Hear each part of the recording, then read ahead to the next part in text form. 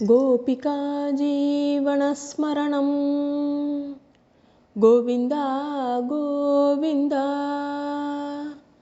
எல்லாருக்கும் நமஸ்காரம். நாம் இந்த வீடியோவில் ஏப்ரல் மே மாதத்தில் வரும் தேய்பிறை ஏகாதசியான வருதினி ஏகாதசி பற்றி தான் தெரிஞ்சுக்க போகிறோம். இதை பற்றி தர்மபுத்திரர் ஸ்ரீ கிருஷ்ண பகவான்கிட்ட கேட்க அவர் சொல்ல தொடங்குகிறார்.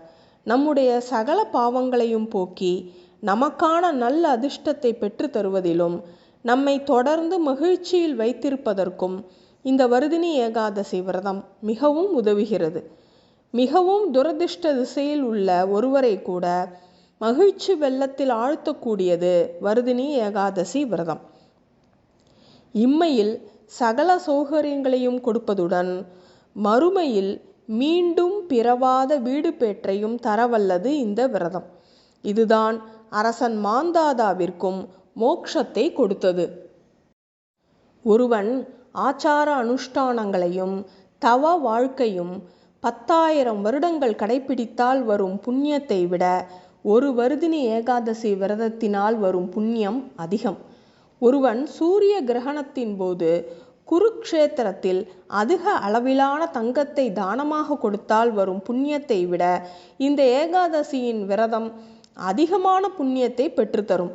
குதிரை தானத்தை விட சிறந்தது யானை தானம், அதனினும் சிறந்தது பூமி தானம், அதனினும் சிறந்தது எள் தானம், அதனினும் சிறந்தது ஸ்வர்ண தானம், அதனினும் சிறந்தது தானிய தானம்.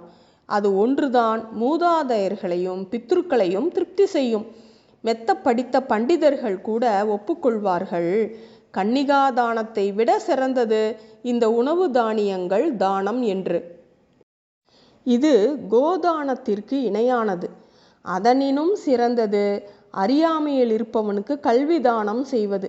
மேற்கூறிய அத்தனை தானங்களினால் வரும் புண்ணியத்தை ஒரு வருதினி ஏகாதசி விரதம் கொடுத்துவிடும் என்று கிருஷ்ண பகவான் கூறுகிறார். ஒருவன் பெண்ணிற்கு சேர வேண்டிய சொத்துக்களை அபகரித்தாலோ அல்லது பெண் சம்பாத்தியத்தில் அமர்ந்து உணவு உண்டாலோ அல்லது மாப்பிள்ளையின் சொத்தை அனுபவித்தாலோ அவன் அடுத்த ஜென்மத்தில் பூனையாக பிறந்து அவதிப்படுவான். அதனால்தான் பண்டிதர்கள் ஒரு சிறந்த கன்னிகாதானத்தின் பலனை சித்திரகுப்தனால் கூட அளவிட முடியாது என்று கூறுவார்கள். அந்த பலனை கூட மிக எளிதில் இந்த வருதினி ஏகாதசி விரதம் பெற்று தந்துவிடும் என்பதே உண்மை.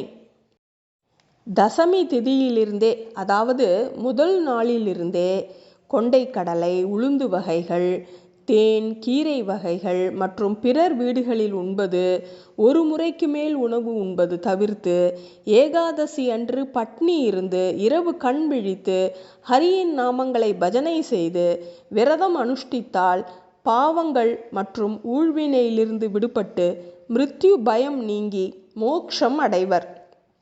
இந்த வருதினி ஏகாதசி பலன்களை கேட்பது 1000 பால் பசுக்களை தானம் அளித்த புண்ணியத்தையும் பெற்றுத்தந்து இறுதியில் வைகுண்ட பதவியும் கிட்டும் என்று இந்த விரத மகாத்மியத்தை தர்மபுத்திரருக்கு ஸ்ரீ கிருஷ்ண பகவான் சொல்லி முடித்தார்.